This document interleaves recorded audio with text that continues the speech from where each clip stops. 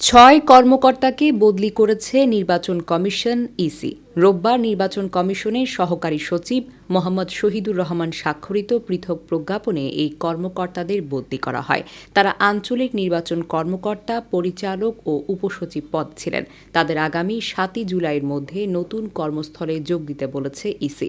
প্রজ্ঞাপনে বলা হয়েছে, নির্বাচন কমিশনের উপসচিব মোহাম্মদ ফরিদুল ইসলামকে বদলি করে রংপুর আঞ্চলিক নির্বাচন কর্মকর্তা করা হয়েছে এবং রংপুরের আঞ্চলিক নির্বাচন কর্মকর্তা মোহাম্মদ আদিজুল ইসলামকে বদলি করে রাজশাহীর আঞ্চলিক নির্বাচন কর্মকর্তা করা হয়েছে। রাজশাহী আঞ্চলিক নির্বাচন কর্মকর্তা মোহাম্মদ দেলোয়ার হোসেনকে বদলি করে নির্বাচন কমিশন সচিবালয়ের উপসচিব করা হয়েছে। এছাড়া জাতীয় পরিচয় নিবন্ধন অনুবিভাগের প্রশাসন ও অর্থ শাখার পরিচালক মোহাম্মদ হাসানুজ্জামানকে বদলি করে নির্বাচন প্রশিক্ষণ ইনস্টিটিউটের পরিচালক করা হয়েছে।